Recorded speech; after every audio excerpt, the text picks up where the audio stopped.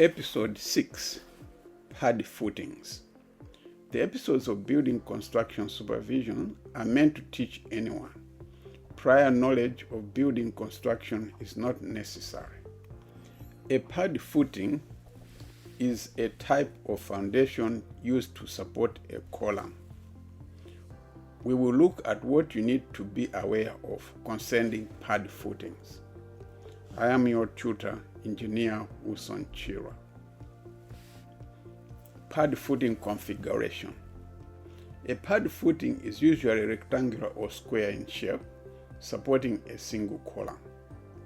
A pad footing is also called a base.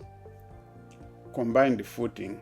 A combined base or combined footing supports two or more columns that are closely spaced. Offset pad footing is a footing on which the column does not sit centrally.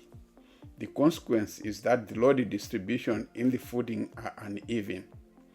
Conditions necessitating such a base include where the base is near a plot boundary and would protrude into neighbor's plot if the column was centrally located. Where an obstruction exists, such as an existing foundation of an existing building. Where a rock outcrop exists and it is cheaper to offset the footing compared to removing the rock. Balanced pad footing is a footing which has a column at a large offset and requires a nearby footing to prevent rotation. The balanced footing is connected with a ground beam to the nearest footing. The balanced footing behaves like the fulcrum of a seesaw. Care should be taken that the forces resulting are managed properly to prevent nearby footing experiencing uplift. Conditions under which it could be used are as for offset pad footing. Pad footing construction. Blinding layer. Concrete of 50 mm thickness is poured into the footing pit and leveled. The purpose of the blinding layer is to provide a level surface for the base. Where the pit bottom undulates, a blinding layer more than 50 mm thick may be used. The bottom surface may have significant level differences, even for one pit, due to presence of rock or hard surface in the pit. Where underground water is encountered, the blinding layer should be semi-dry so that it uses up the water in the pit. Reinforcing bars to footing.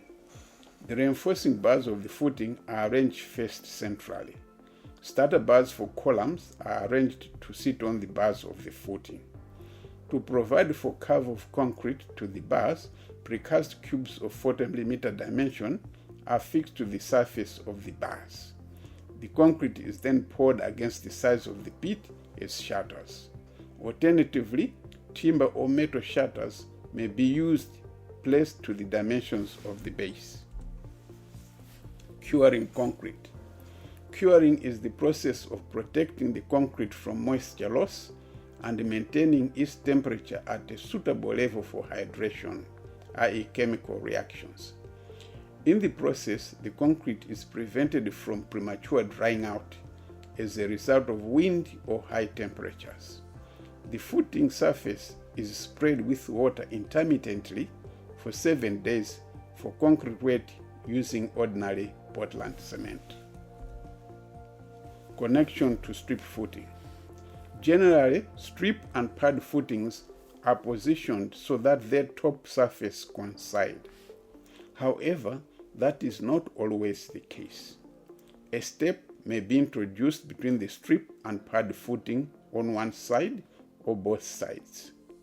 In that case, the strip footing must overlap the pad footing with a dimension equivalent to its depth. Further information can be accessed in a book I have published available on Amazon entitled Building Construction Supervision.